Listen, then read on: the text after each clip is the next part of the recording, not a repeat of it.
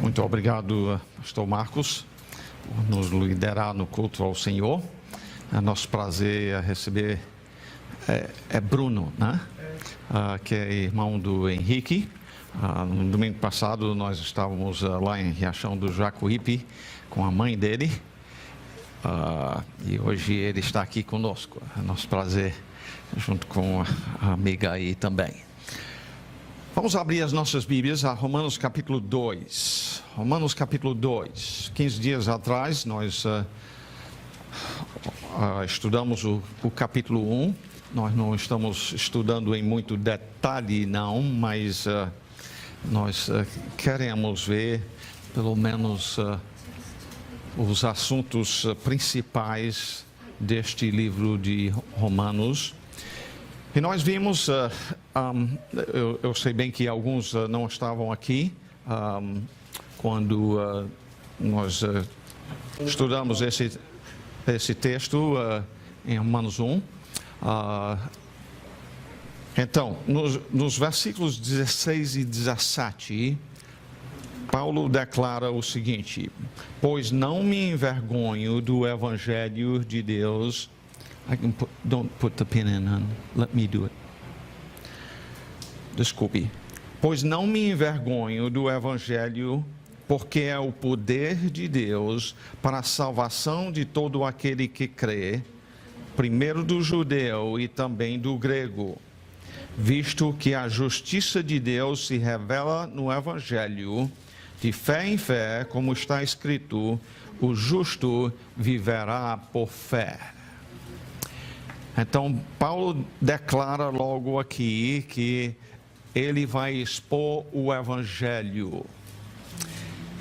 E como nós falamos, então, no domingo atrasado, o que talvez surpreenda muitas pessoas é que Paulo começou, depois de dizer, eu vou anunciar o Evangelho, que são boas notícias. Evangelho significa boas notícias.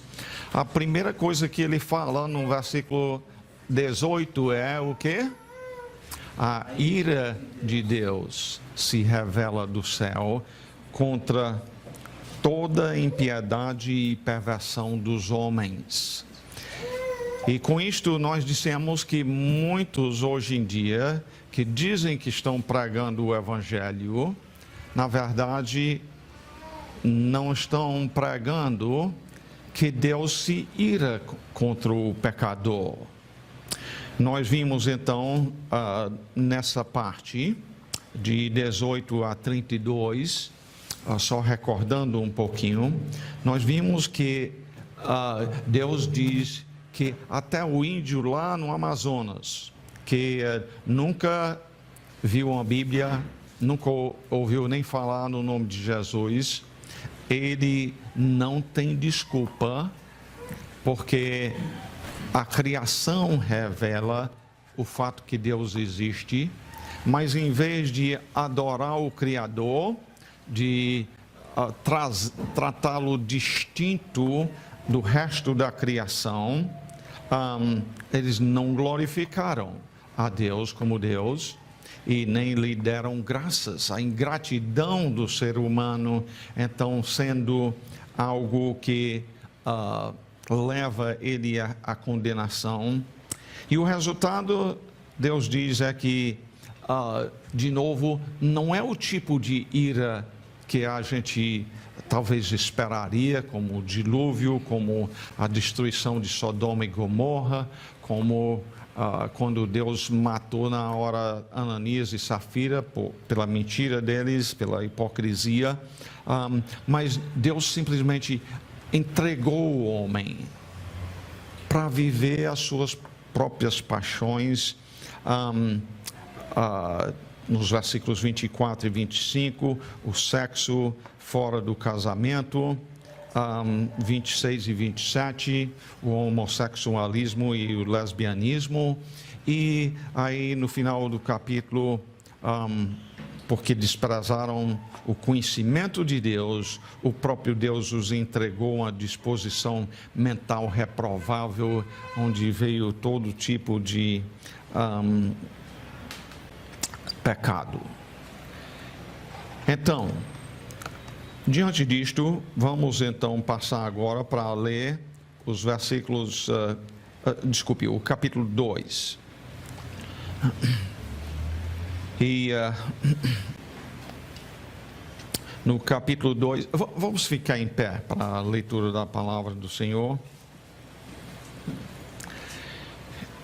E vamos ler responsivamente. Eu vou ler o primeiro, vocês leiam o segundo e vamos ler a palavra do Senhor desta forma.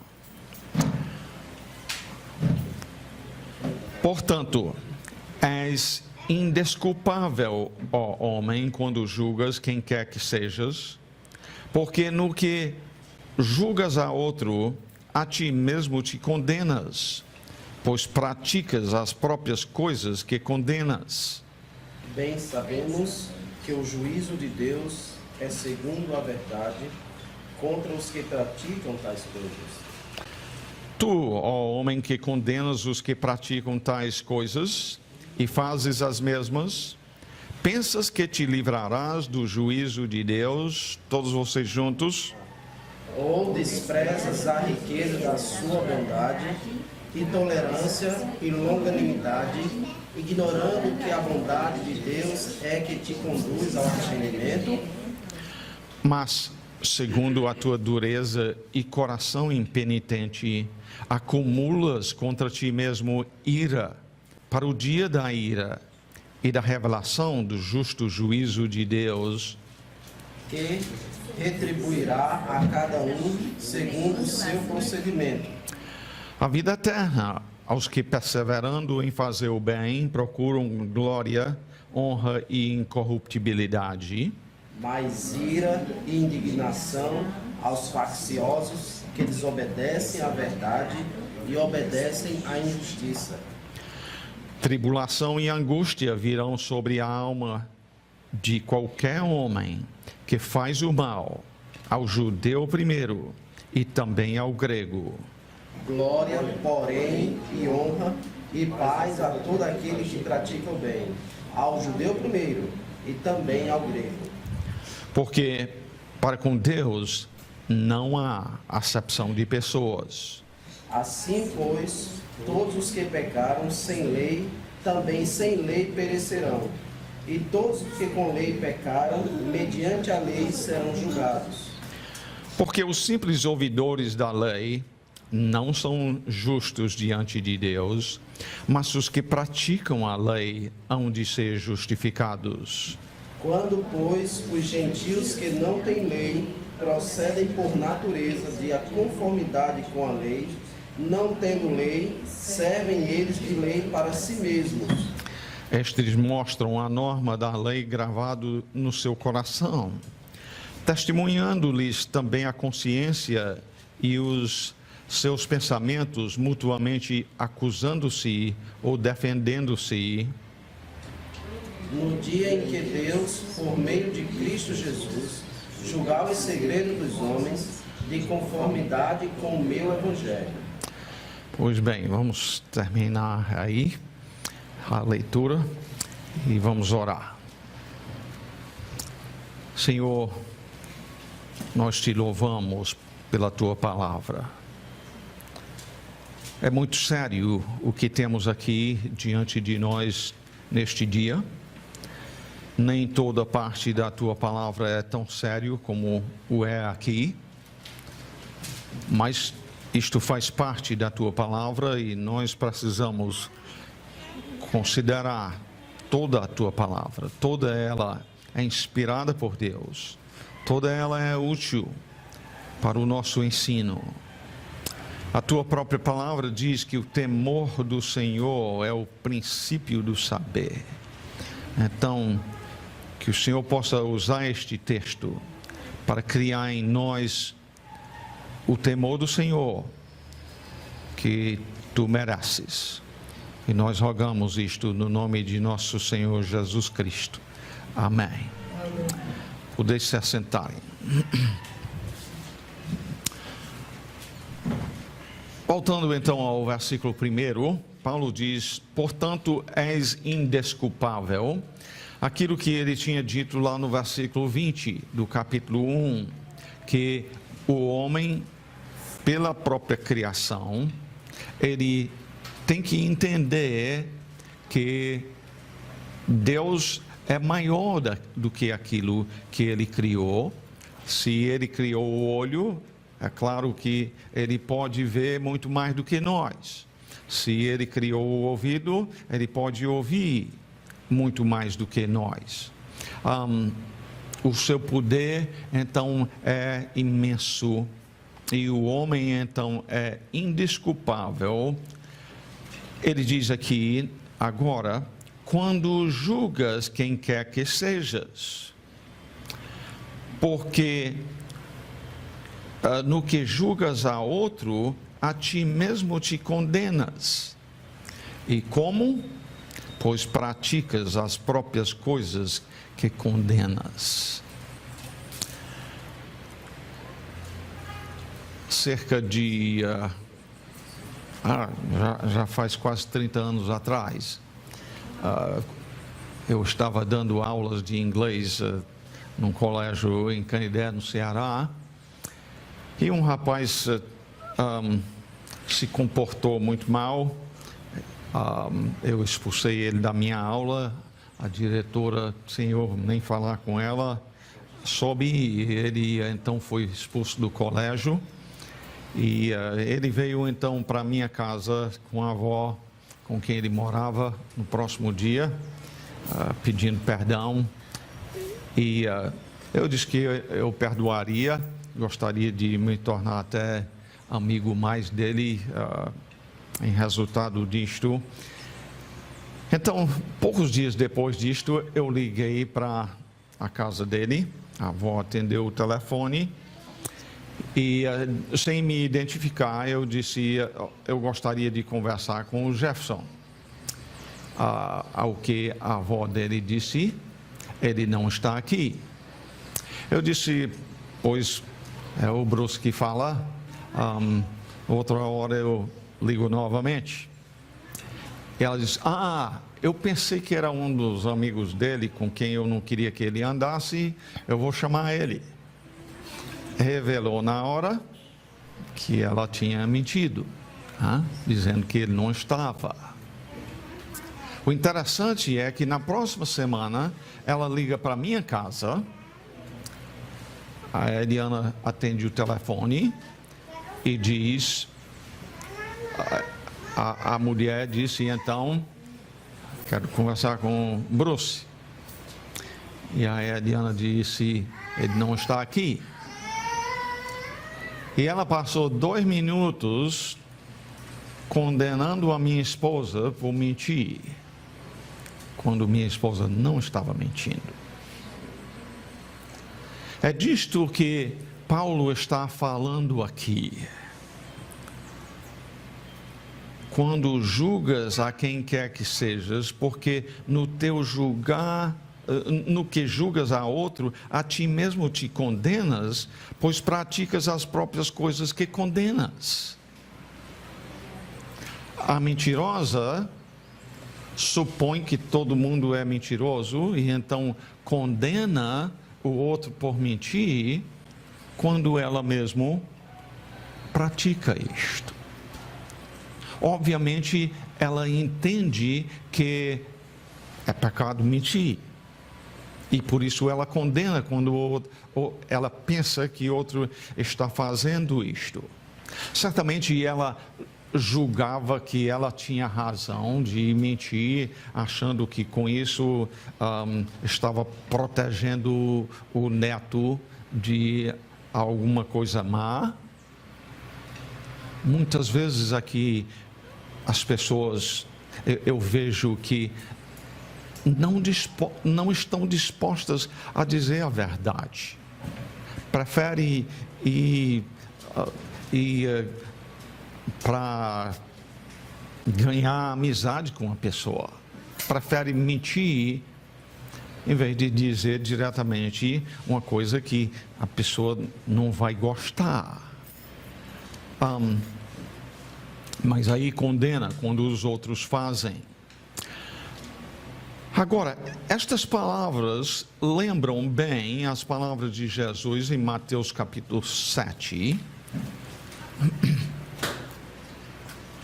onde Jesus diz, no grande sermão dele, o Sermão do Monte, não julgueis para que não sejais julgados. Este versículo é muito bem conhecido até pelos incrédulos. E quando a gente fala a verdade bíblica, muitas vezes vão citar este versículo contra a gente. Jesus continuou, pois com o critério com que julgardes, sereis julgados, e com a medida com que tiverdes medido, vos medirão também. Porque vês tu o argueiro no olho de teu irmão, porém não reparas na trave que está no teu próprio argueiro no olho do teu irmão? É um ciscozinho. A trave, obviamente, é um negócio bem grande. Costumeiramente, Jesus está dizendo, nós somos desta natureza. A gente vê bem facinho o pecado bem miudinho de outra pessoa, mas não enxergamos o nosso próprio. Jesus continua dizendo, como dirás a teu irmão, deixa-me tirar o argueiro do teu olho quando tens a trave no teu? Hipócrita, tira primeiro a trave do teu olho.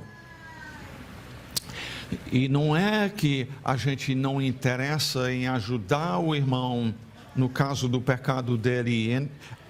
Ele diz, e então verás claramente para tirar o argueiro do olho de teu irmão. Quando Jesus diz, não julgueis para que não sejais julgados, ele não está dizendo que a gente não ajuda outra pessoa em termos de confrontá-la com seu pecado, mas que devemos humildemente examinar-nos a nós mesmos, tratar do nosso próprio pecado primeiro, antes de procurar ajudar o nosso irmão com o pecado dele. Tiago, que no caso foi irmão por parte de mãe de Jesus Cristo, ele diz essencialmente a mesma coisa em Tiago capítulo 4, versículos 11 e 12. Irmãos, não faleis mal uns dos outros. Aquele que fala mal do irmão ou julga seu irmão, fala mal da lei e julga a lei. Ora, se julgas a lei, não és observador da lei, mas juiz. Uma das coisas que nós temos que ter cuidado, Tiago está dizendo, é não nos colocar na posição de juiz de alguém. Quando a gente passa a acrescentar a lei de Deus, a gente faz o tipo de coisa que ele está condenando aqui. Tiago, portanto, diz, um só é legislador e juiz, e é você e eu? Não é. Aquele que pode salvar e fazer perecer, tu, porém, quem és que julgas o teu próximo? Então, especialmente acrescentar a lei de Deus, nos fazer de legislador e compreender que pessoas não vão, afinal de contas, dar contas a nós, que nós não somos o juiz, o Senhor é, mas precisamos compreender ao mesmo tempo que o que o Senhor Jesus, Paulo aqui, Tiago, lá em Tiago, eles não estão dizendo que a gente, chamando pecado de pecado, está julgando alguém. Uma das coisas, e eu tenho que dizer isso porque é o que é popular nos nossos dias, é que alguns então nos chamariam de homofóbicos. Olhando no dicionário, é uma pessoa que tem preconceito contra os homossexuais, agredir tais pessoas fisicamente ou agredir com palavras não é próprio do servo do Senhor. Agora, Deus diz que isto é pecado, que ofende a Ele, não é expressar opinião nossa, faz parte de, como Paulo aqui neste texto, em Romanos 1, disse que quando Deus entrega o homem para ele viver e praticar as suas próprias paixões, ele vai da imoralidade sexual para o lesbianismo, o homossexualismo, dos quais Paulo disse no versículo 27, cometendo torpeza, homens com homens, e recebendo em si mesmos a merecida punição do seu erro. Ele claramente, então, com estas palavras, fala de que isto é pecado, é ofensa contra Deus, é ofensa contra a própria natureza, que deixa claro que Deus nos formou homem e mulher, homem e mulher que então, se casando, assumindo o compromisso do casamento, enquanto a vida dos dois durar, este é o plano de Deus. É nesta situação que nascem filhos, como Deus planejou que a gente tivesse dentro do casamento. Mas quanto à Bíblia condenar o homossexualismo, então, não é simplesmente também deixá-los sem nenhuma esperança. A gente chama de pecado, como muitas outras coisas são pecados também.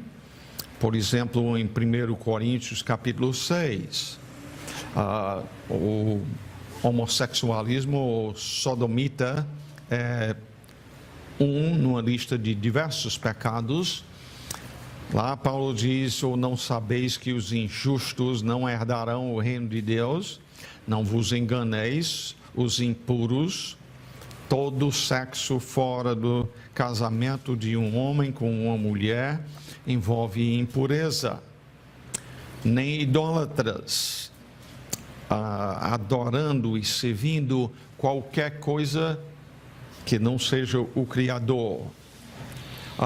Nem adúlteros, o casado tendo relação com homem ou mulher que não é seu cônjuge, com quem não é casado, efeminados, sodomitas ou homossexuais, nem ladrões, nem avarentos, nem bêbados, nem maldizentes, que no caso são fofoqueiros, nem roubadores herdarão o reino de Deus. E aí veja a esperança: tais fostes alguns de vós. Em Cristo é diferente do que o AA, por exemplo, Alcoólatras Anônimos. Eu já tenho ido para algumas das reuniões deles para conhecer, como também os que trabalham no mesmo sentido quanto a drogas. Lá a pessoa é ensinada, uma vez alcoólatra, sempre alcoólatra. A Bíblia ensina diferente. Quanto a bêbados, diz tais alguns tais fostes alguns de vós.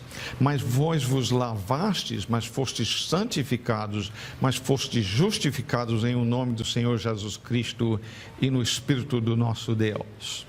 Então,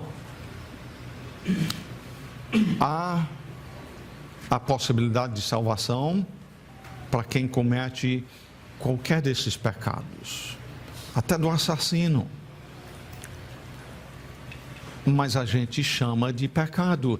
E entenda que todos eles que nos condenam, dizendo, você é homofóbico, na verdade, eles estão nos condenando, e aí, condenando por uma coisa que eles julgam ser errado, não é pelo que Deus diz que é errado. Agora, mais uma coisa quanto a essa questão de julgar, que é importante, nós encontramos isso também em 1 Coríntios, e dessa vez no capítulo 5. Muitas vezes pessoas têm usado essas palavras de Paulo aqui em Romanos 2:1, ou mais ainda as palavras de Jesus em Mateus capítulo 7, para dizer que alguém pecou, ninguém faz nada. A gente não chama atenção, porque seria julgando a pessoa. E veja aqui que em 1 Coríntios capítulo 5, tem um homem que está vivendo na vida íntima com a mulher do seu próprio pai, no versículo 1, e depois de falar um bocado no capítulo, Paulo termina o capítulo dizendo: pois com que direito haveria eu de julgar os de fora? Quem são os de fora? Os descrentes, né? Os não salvos, os que não fazem parte da igreja. Aí Paulo pergunta: não julgais vós os de dentro? E os de dentro seria de dentro da igreja. Os de fora, porém, Deus os julgará.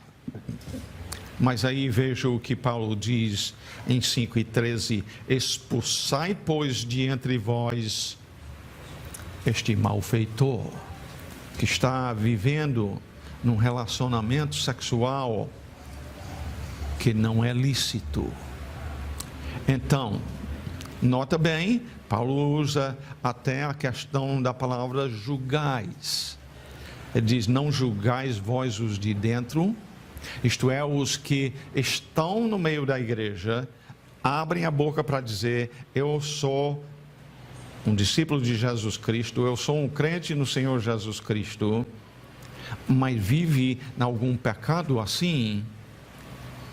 Depois de diversos passos, de admoestar pessoalmente, de levar mais uma ou duas pessoas, depois de dizer à igreja, para a igreja, e procurar reconciliar aquela pessoa, chega a hora de ter que expulsar, às vezes, julgando o caso.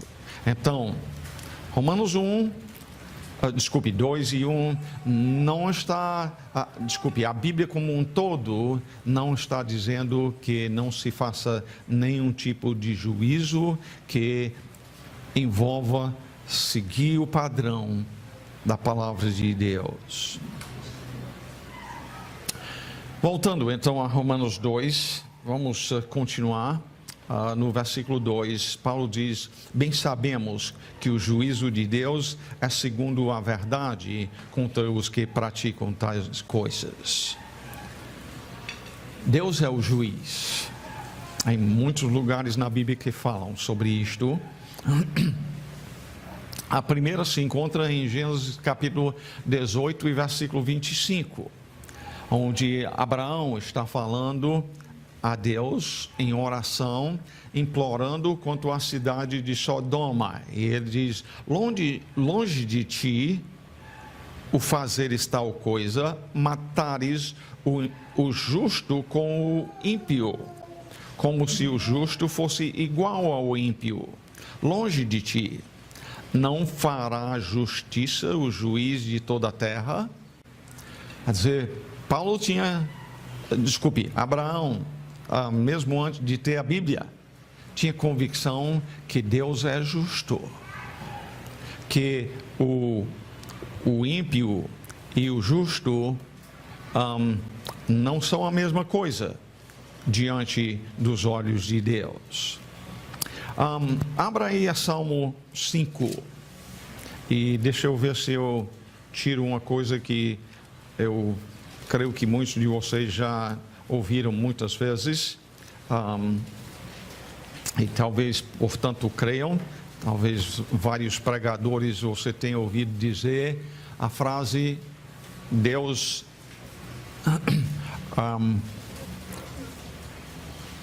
aborrece o pecado, mas ama o pecador. Certamente vocês já ouviram essa frase. E isso aí é só uma parte da verdade. Olha o que diz em Salmo 5, versículos 4 e 5. Pois tu não és Deus que se agrade com a iniquidade, e contigo não subsiste o mal. Nisto ele como juiz. Os arrogantes não permanecerão à tua vista. Aborreces ao quê? Todos os que praticam a iniquidade. Aí diz que ele aborrece o pecado, mas não o pecador? Não. Diz: aborreces a todos os que praticam a iniquidade. Então, se você me perguntar, então, Deus odeia o pecado? Sim. Deus ama o pecador? Eu digo, a Bíblia afirma que sim. Mas ao mesmo tempo, é correto que ao mesmo tempo que ele ama o pecador, ele também aborrece o pecador por causa do seu pecado. Virando só uma página, em Salmo 7, versículo 11, Deus é justo juiz, Deus que sente indignação todos os dias. Nós precisamos que entender que Deus é juiz, Ele é justo, Ele aborrece o pecador e o seu pecado. Quando Pedro foi chamado para pregar o Evangelho a Cornélio, em Atos 10, para que Cornélio pudesse vir a ser salvo, ele fala 6 coisas sobre a pessoa de Jesus Cristo.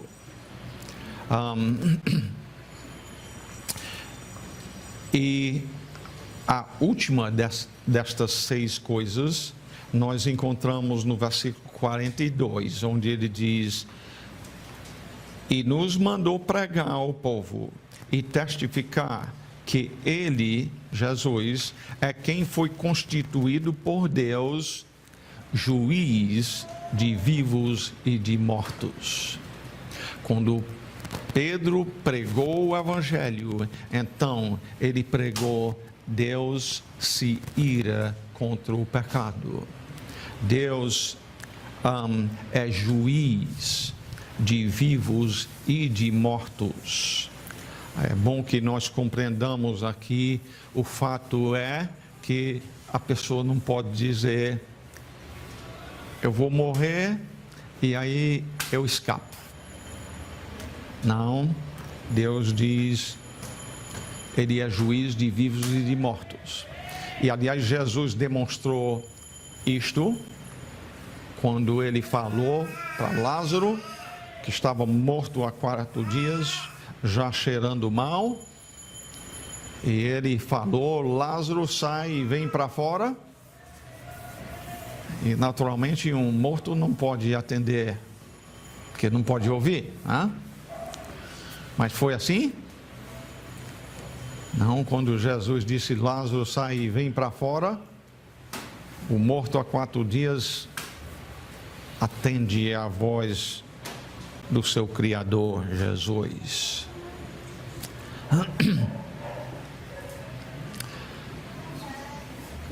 Nós seres humanos, nós costumamos querer justiça, mas nós queremos justiça até quando?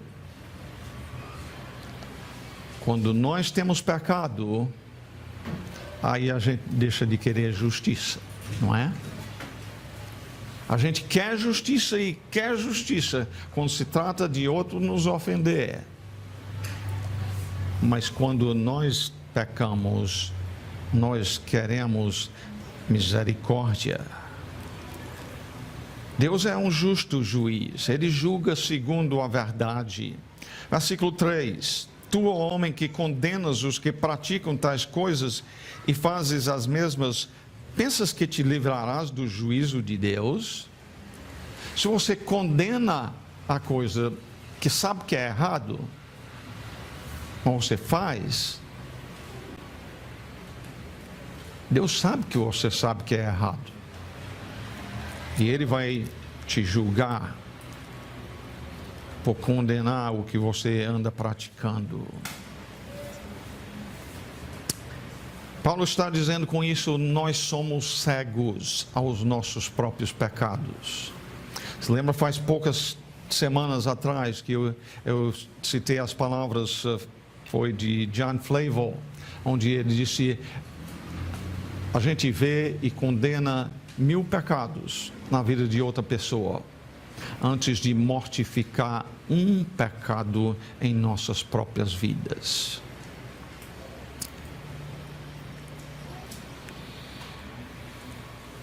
Como nós precisamos que Deus nos abra os olhos aos nossos pecados. Paulo diz então no versículo 4, ou desprezas a riqueza da sua bondade, tolerância e longanimidade, ignorando que a bondade de Deus é que te conduz ao arrependimento. É interessante aqui que Paulo vem falando sobre a severidade do juízo de Deus.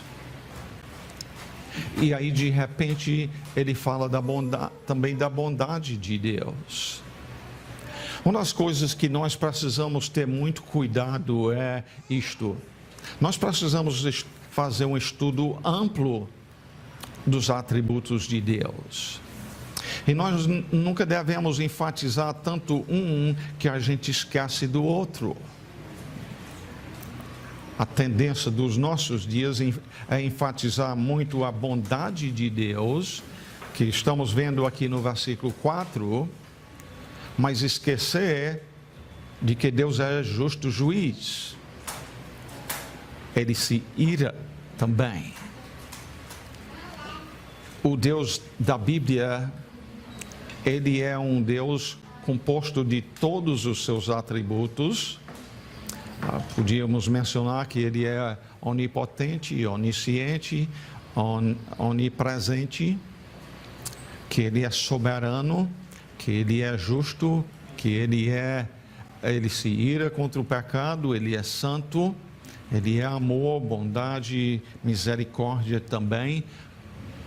Tudo isto junto é que descreve o Deus da Bíblia. Eu não descrevi todos os seus atributos aí, não.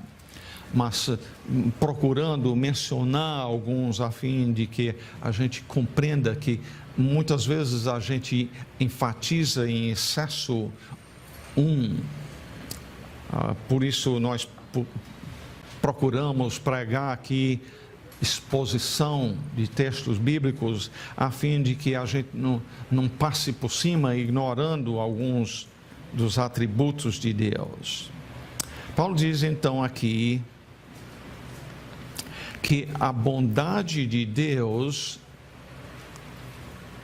é planejada por Ele Para te conduzir ao quê? No final do versículo 4, conduzir ao arrependimento. Né? O que tão facilmente acontece é que, porque Deus não nos julga logo,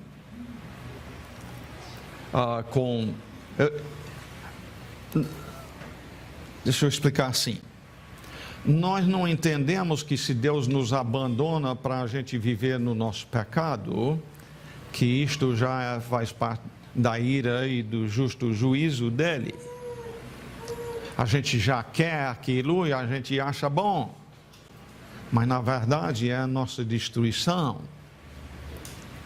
Mas porque ele não age logo, digamos, a gente ficando paralítico que cometeu um pecado, talvez uma coisa mais pesada assim, ou não nos manda logo para o inferno, a gente facilmente passa a pensar que ou Deus não está vendo ou ele não vai fazer nada. E Paulo diz, a verdade é que a bondade, a tolerância, a longanimidade ou paciência de Deus são planejados por Ele para dizer: Senhor, eu já pratiquei tanta coisa pela qual eu merecia a morte. Não somente a morte física, mas a condenação eterna, separado do Senhor. Obrigado por tua bondade, Senhor. Eu reconheço o meu pecado. Eu me arrependo disto.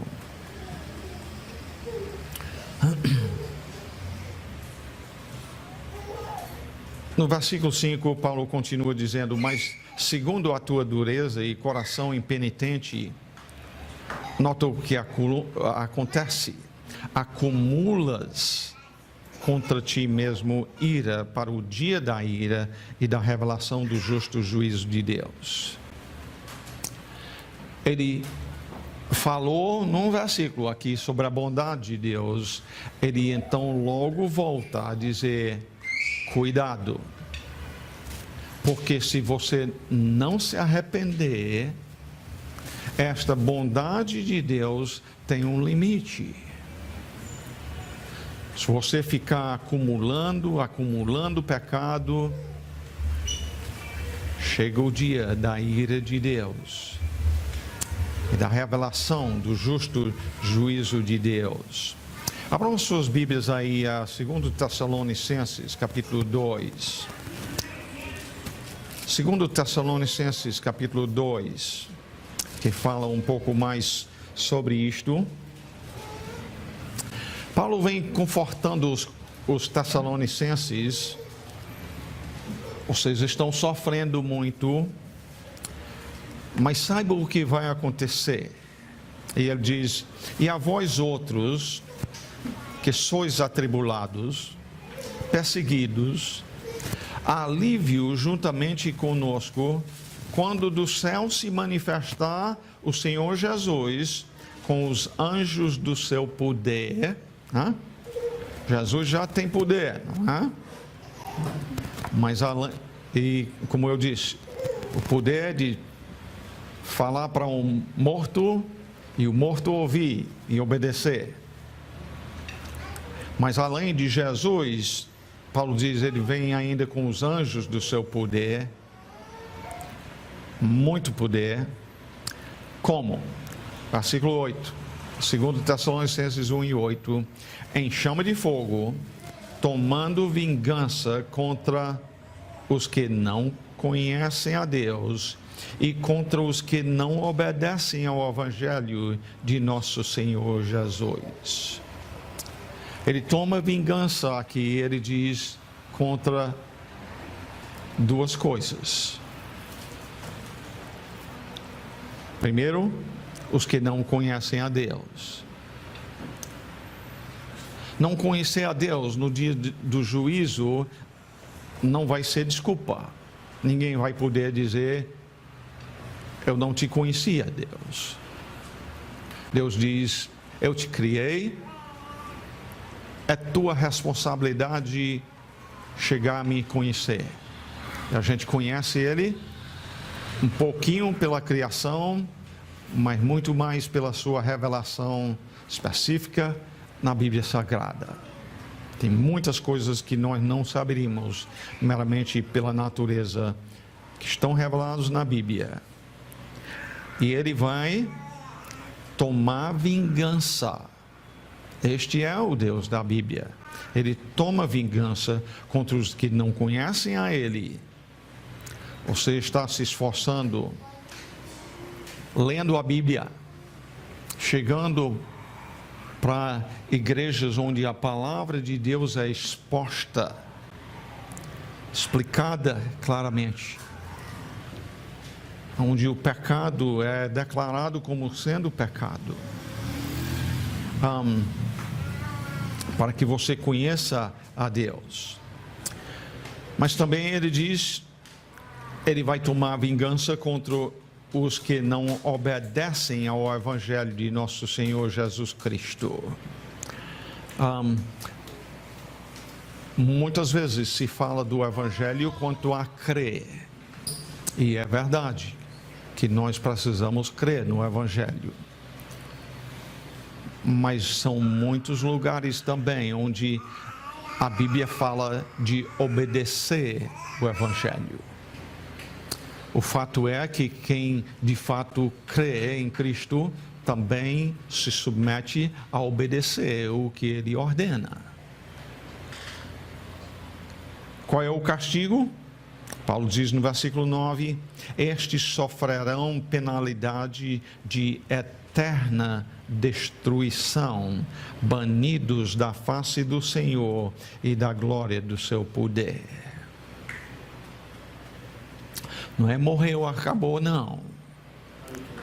É eterna destruição, banidos da face do Senhor e da glória do seu poder. Essa é a consequência daqueles que não se arrependem dos seus pecados.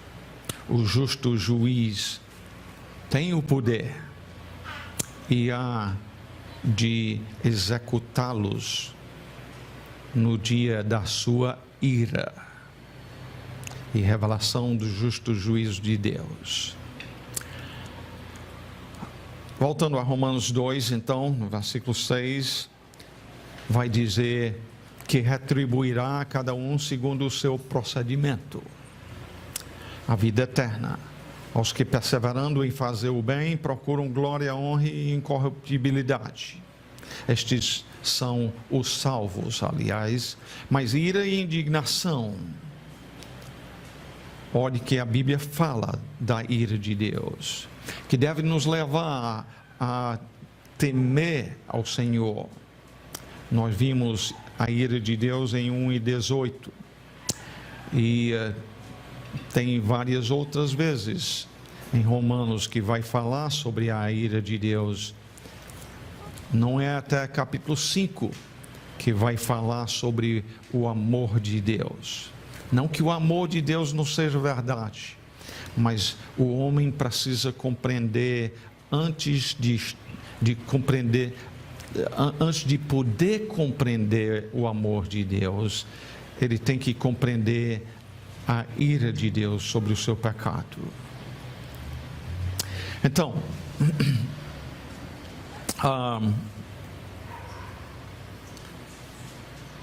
versículo 8, mas ira e indignação aos facciosos que desobedecem à verdade, em vez de obedecer, né? Mas obedecem à injustiça. Todo mundo obedece uma coisa ou outra, ou obedece à verdade, ou obedece a Satanás, a mentira e o pecado. Tribulação e angústia virão sobre a alma de qualquer homem que faz o mal, ao judeu primeiro e também ao grego. Glória, porém, honra e paz a todo aquele que pratica o bem, ao judeu primeiro e também ao grego. porque para Deus não há acepção de pessoas. Aqui nestes versículos, aliás, Paulo não está falando de perseverar em fazer o bem, procurar a glória, a honra e incorruptibilidade, no versículo 7, como um meio de salvação. Aí ele está falando de fruto da salvação, de uma vida transformada pelo Senhor, salvos pela graça. Mas ele declarou então que Deus não faz acepção de pessoas. Quando diz aí que Deus não faz acepção de pessoas, ele não faz diferença, por exemplo, quanto à raça, quando manifesta a sua ira contra o pecado, se é judeu ou gentil, ou se é de pele amarela, branco, preto, no juízo de Deus, ele é juiz, ele há de julgar, mas não é por questão de raça. O judeu, como Paulo passa a mostrar agora, teve um grande privilégio. Ele recebeu de Deus a revelação de quem é Deus, o seu padrão para o ser humano. Mas, nota bem o que diz então no versículo 12: assim, pois, todos os que pecaram sem lei, também sem lei perecerão. Isto seria os gentios. E todos os que com lei pecaram mediante a lei serão julgados. Nota bem que os que não receberam a lei de Deus e pecaram, eles perecerão. Ignorância da lei de Deus não é desculpa, como nós já vimos.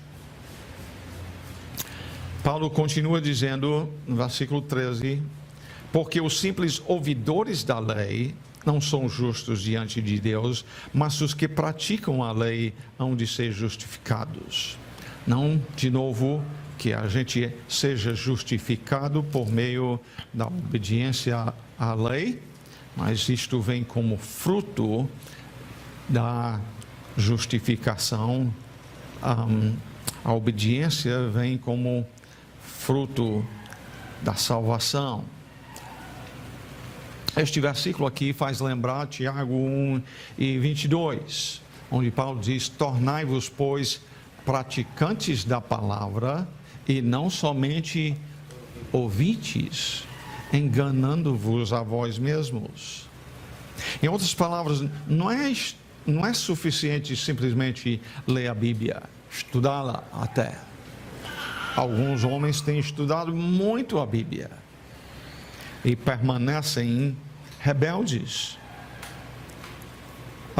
Isso aqui é um livro para a gente estudar e, ouvindo a palavra, obedecer ao Senhor. Logo, não demore. Versículo 14: quando, pois, os gentios que não têm lei procedem por natureza de conformidade com a lei, não tendo lei, servem eles de lei para si mesmos. Ele explica no versículo 15: estes mostram a norma da lei gravada no seu coração, testemunhando-lhes também a consciência e os seus pensamentos mutuamente acusando-se ou defendendo-se. Paulo diz: o ser humano tem a consciência. O ser humano compreende que matar outro ser humano é mal, é pecado.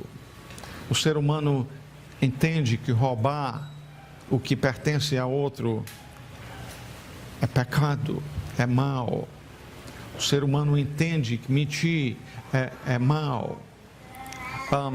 E isto faz parte da consciência do ser humano, que, perseverando em fazer o mal, ele passa então a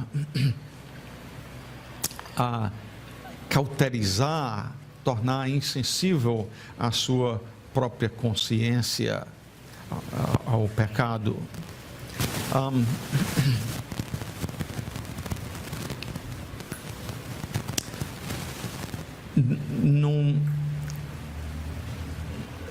Acontece, às vezes, deixa eu ilustrar assim, às vezes acontece uma pessoa ser criada por um bêbado ou um traficante, digamos, e ver a desgraça daquela situação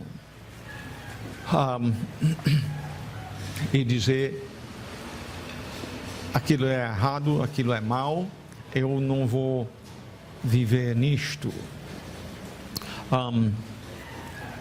Muitas vezes acabam fazendo mesmo aquilo que condenam, como nós temos visto aqui também.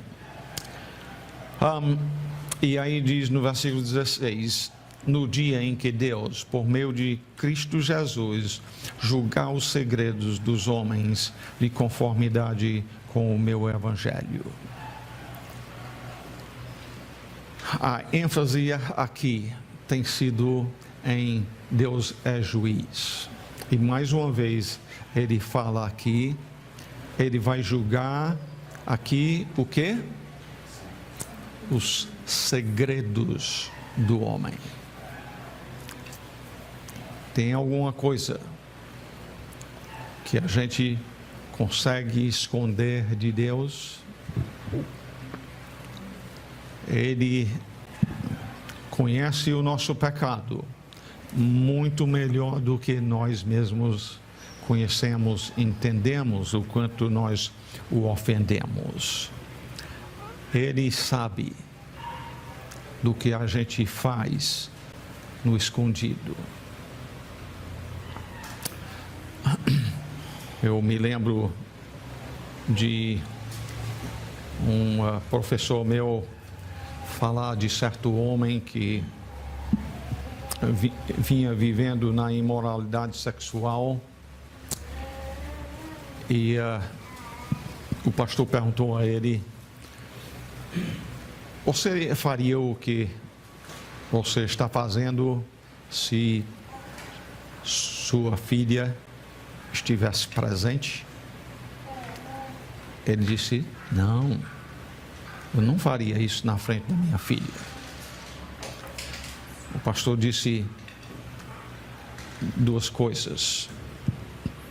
Número um, compreenda que você pode resistir e não cometer este adultério, porque você não faria na frente da sua filha. Você já acabou de dizer. Mas segundo, se lembre que mesmo que a sua filha não esteja presente, Deus está presente. Ele julga os segredos dos homens.